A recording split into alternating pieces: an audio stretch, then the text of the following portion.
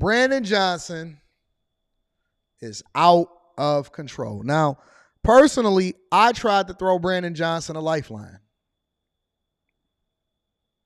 Y'all was here.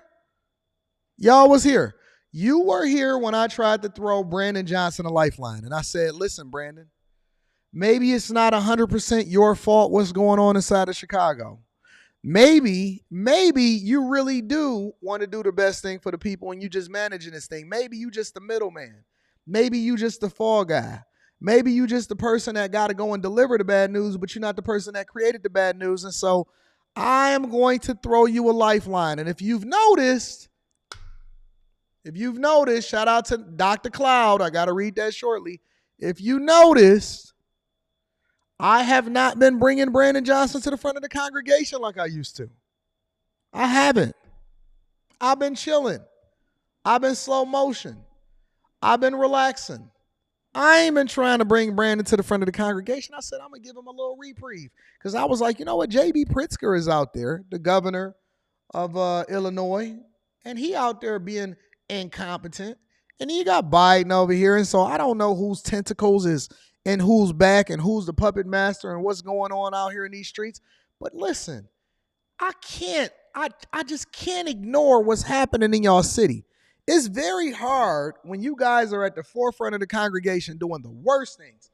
And when I say the worst things, I mean the absolute positive worst things for your residents in your community.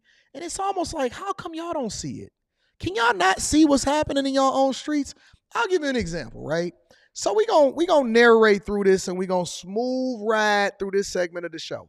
And the first segment of the show is I want to illustrate to you guys how bad the crime is and then what they're doing about it over in Chicago. So, for example, developing tonight, a Rockford family believes their relative was kidnapped, killed, and left in Chicago over the weekend. Chicago police found an adult man killed in an alley in Little Village Saturday with gunshot wounds to the head and back. The medical examiner has identified the man as Cristoforo Osorio Gonzalez. His business partner says he took customers on a test drive Friday night from the car dealership they had started together. He sell cars, doesn't matter if he didn't know you. He always was happy person. Treat customers like he knew them from 20 or 25 years. You know, he treated them so good. Osorio Gonzalez was 35 years old. Police have not made any arrests. So, for example, man starts business. Man takes customers on a test drive in one of the cars. Man ends up shot in the back and in multiple different places in his body, never to be found again. Man's killers never get brought back to the front of the congregation. This is normal in Chicago, right? Well, Anton, this is normal in Chicago, so it's nothing that we should even be surprised about. Why is this such a big deal as far as you bringing Brandon Johnson to the front of the congregation when this has been going on during Brandon Johnson's tenure and well after his tenure? When he's gone, it's probably still going to be going on. Okay, fair enough. Well, how about this part? The community keeps saying, why aren't the police coming out? ShotSpotter has given us that. We are glad that the mayor is moving us in a different direction. Mixed reactions to Mayor Brandon Johnson's decision not to renew the contract on the controversial ShotSpotter program. WGN's Jenna Barnes is joining us live tonight with more on this still developing story. Jenna? Yeah, Ray and Dina, Mayor Brandon Johnson campaigned on ending ShotSpotter. Some activists say it can lead to police violence, but there is pushback against the mayor's decision tonight. Some say he is taking away a life-saving tool from police. We need this ShotSpotter. Tina Hammond lives in Inglewood and has the ShotSpotter gunfire detection system on her block. I'm not going to say it makes me feel 100% safe, but just knowing that there are other things besides me or my neighbor calling 911, I just think that's very important. So let me give y'all a little bit of insight of what ShotSpotter is, because some of us live in neighborhoods, or we may be living a little bit more of a privileged area to where we don't even know what ShotSpotter is because it's not a thing for us. Now, Chicago, before Brandon Johnson came into the office, had what's called or implemented technology called ShotSpotter, right? Now, ShotSpotter is basically it's a technology that they use as far as different sensors. Everything is cloud-based, and it's a way for you to basically wirelessly connect and instantly alert the police department and the local authorities and whoever it is that has access to this technology. It accurately locates gunshots using triangulation, acoustics, and then it basically censors what the precise time and the audio that's associated with whatever these impulse gunfire shots are. So anytime a shot is fired and crime is being committed in your neighborhood, then ShotSpotter actually helps and assists with software to better locate and then also inform the police department of what's happening within that particular neighborhood. So essentially, it's an assistant. It's help. It helps the police department and it gives a better, accurate response time, and it informs through technology what is happening so that you can have a safer technology that helps your neighborhood basically has less violence. So in a sense, it's good for the community because it prevents crime, or when crime happens, it helps the police department to solve for what is happening within whatever is happening in that particular neighborhood, right? Now, Brandon Johnson, of all the things that we can fund, now we know that the migrant crisis is being funded billions of dollars. I mean, billions of dollars. We know that all of these contract companies, we know that it's so much in budget there. They are funding and spending $500,000 just to research the possibility of reparations. And the one of the main things that they decided to cut out, they didn't cut out social services, they didn't cut out free lunch program, they didn't cut out all of the monies that they allocated in order to make sure that they built these shelters. They're not doing none of that. What they decided to do is to get rid of the very technology that helps and assists the police department to solve for crimes and to identify when a gunshot is taken. And they got rid of that in the neighborhoods that need it the most at a time when crime is spiraling out of control. Can I get a round of applause for Brandon Johnson?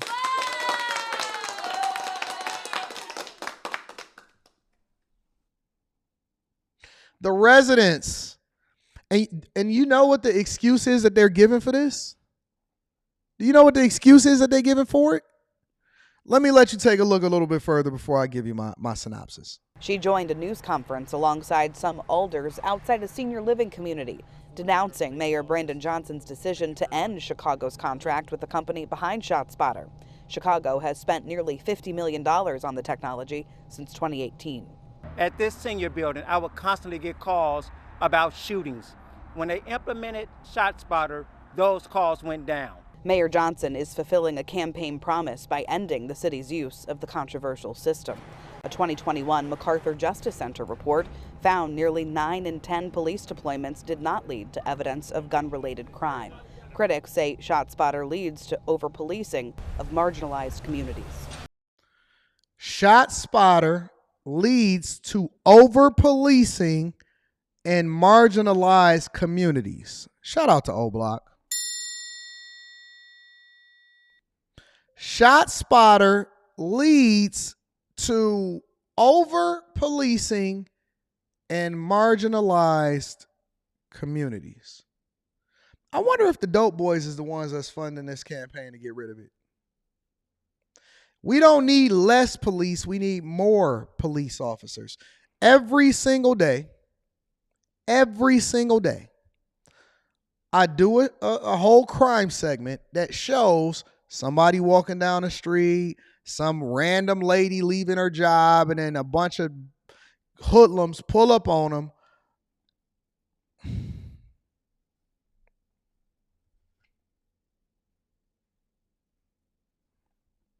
This is indeed a win for the city. We want to plan neighborhood by neighborhood with all our institutions, including the Chicago Police Department, on best practices to make sure that our communities are safer and stronger together.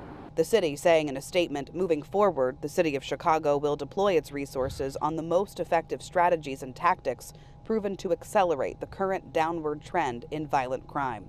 Police Superintendent Larry Snelling has said previously, ShotSpotter saves lives, allowing officers to get to scenes before anyone calls 911. We have documented, just through giving officers awards for it, life-saving awards, over 150 incidents where officers have applied tourniquets and life-saving techniques because they were able to get to that scene sooner. So if the police department is saying, hey, listen, this helps us save lives, we're actually doing God's work. We're saving lives. It's a deterrent. We're being proactive. We can get there before anybody even call the police. We can triangulate the location. We can absolutely know exactly where it is that we need to be looking for wherever it is that this crime is happening. And it's good for us, but you're defunding it. ShotSpotter's proponents calling on the mayor to reconsider his decision before police stop using the system September 22nd, about a month after the Democratic National Convention. You want to wait until all the dignitaries come from around the country and then cancel ShotSpotter the month after they leave? What about the people that are here every single day? That should be your focus. We did check with CPD tonight to see if Superintendent Snelling has a comment on this decision. CPD directed us back to the mayor's office. We're live at CPD headquarters tonight. Jenna Barnes, WGN. Chicago is pulling the plug on ShotSpotter. It's the controversial technology that is supposed to alert police to gunfire. Nate Rogers reports that decision may be almost as controversial as the program itself. Even on the campaign trail, Mayor Brandon Johnson said that he would remove ShotSpotter from the city's budget. Critics say that the service is unreliable and leads to unconstitutional policing. Others, including police officers, say that it's a reliable resource, especially in underserved communities where the code of silence still maintains. 35 cities have already said this technology is unreliable. In September, right after the DNC in Chicago, ShotSpotter will end. The technology alerts police in real time to locations where gunshots were fired. I feel it's very disrespectful of the mayor to make a decision like this without even getting the input of the community. Let me tell you, ma'am, I want to be very, very clear of what's happening right here. I want y'all to understand what's going on, all right? This is not something that's happening because it doesn't work. The police officers themselves are saying, hey, listen, this actually helps us. Listen, we're looking at this on the Millionaire Morning Show, not just because it's crime. Because if you think I care this much about Chicago, I really don't. I really don't. I love my people that are in Chicago, but I absolutely am not this concerned about Chicago. I'm concerned a little bit, but not enough for it to actually be this meaningful. This is a money thing. That's all it is. It's a money play. Well, Anton, how is it a money play? Because they're funding the migrant crisis, and this is just my opinion. I can't necessarily say that it is or isn't 100% true. This is my opinion. Because they're funding the migrant crisis, what's happening is they need to figure out where they can cut spending somewhere else to where they don't fall into a severe deficit, because the deficit is already there and it's going to get worse. And so what they're doing is they're saying, and they're making up lies, and now they're saying, well, listen, it's not even really that reliable. Other cities is saying that it's not as reliable either. It's reliable. But because we don't have the money to do the things that we want to do, the people that are going to suffer the most and first are the residents. It's the ones that pay the taxes. Your property taxes are raising, your services are going down, and you're funding a bunch of people that don't even pay taxes. And you don't even know why. You don't even know why you're funding a migrant crisis. Why do they label it a crisis? Why do they label it an emergency? Because then he can go by and cut whatever it is that he want and manage however it is that he want to manage it, because it is a crisis. You get unprecedented access. You get unprecedented ability to be able to do what you want to do when you label something or when you declare an emergency or a crisis. So now you got the aldermen coming out and they saying, listen, we didn't even know that this was about to happen. I thought we just passed a budget a month ago that says that this is how we going to be operating within the. And then Brandon Johnson, and let me tell you how incompetent a lot of these aldermen is. They knew that the migrant crisis was going to be this. So they budgeted for the migrant crisis and they underfunded it, knowing that they was going to have to balance the budget throughout the year. They knew that they didn't have enough money. Now, Denver, on the other hand, said, hey, look, hold on. We kicking everybody out. We ain't got no more money. We tired of this. We shouldn't have did this in the first place. Government ain't going to fund this. Biden ain't going to give us all the rest of y'all taxpayers' dollars in order for us to do this. And so because we can't get support on this, we got to kick y'all out. Everybody got to go.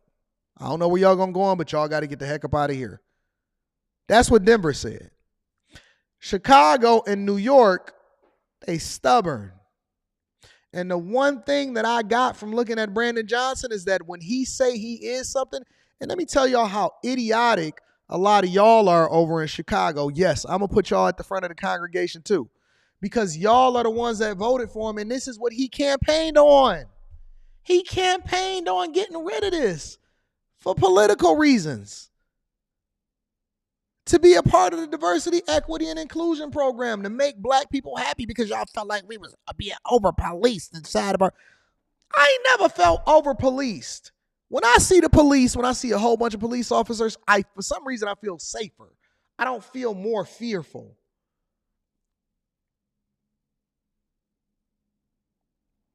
Y'all don't got the Patreon pinned to the top of the chat? Is the Patreon link pinned to the top of the chat, Denver night?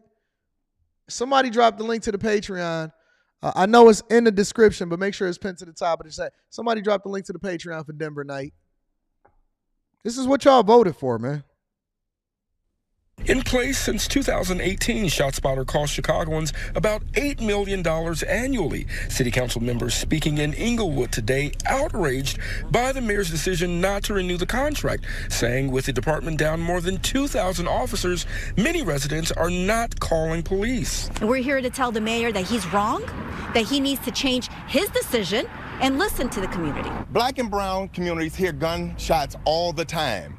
There are some communities are immune to it. So therefore, sometimes people just don't call the police.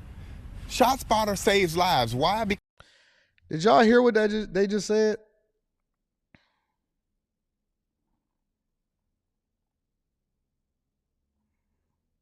Because the police will still respond to that call. On the other side, several cities have rejected ShotSpotter because of inaccuracies and red flags. What the Inspector General's report found is that the police enter every single situation with a ShotSpotter report, guns blazing, because they think that there's shots being fired in that moment.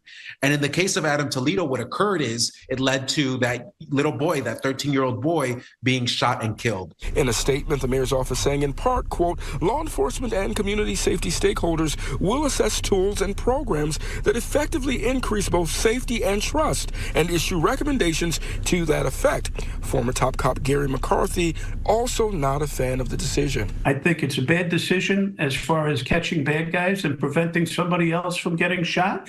Now, we must add, in the case of Adam Toledo, a gun was found in his possession. Also, the police board ordered an officer involved to be disciplined. And now the last day for ShotSpotter is September 22nd. Until then, aldermen in Inglewood today telling us that they will work to win majority city council support to overturn the mayor's plans. So here's my question. Here's my question, y'all.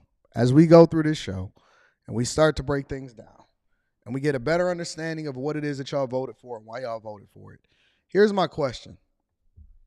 How many of y'all are still staying in Chicago? And if you decide to leave Chicago, if you planning to leave Chicago, where you going? How many people are staying in Chicago? And if you decide not to stay in Chicago, where y'all going? Y'all going to Houston? Y'all going to Houston? Y'all going to Atlanta? H-Town down. Her Beyonce released a rock song and she released a country music song. Y'all going to Houston? Y'all going to Atlanta? Where y'all gonna go? Going to California, Sacramento, Oakland?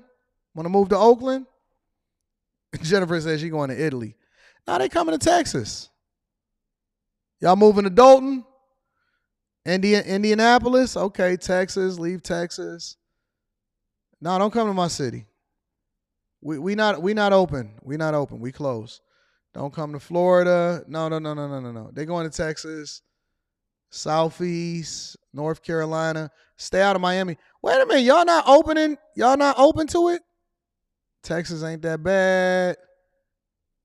Go to Oakland, Dallas. They're going to Oakland and Dallas.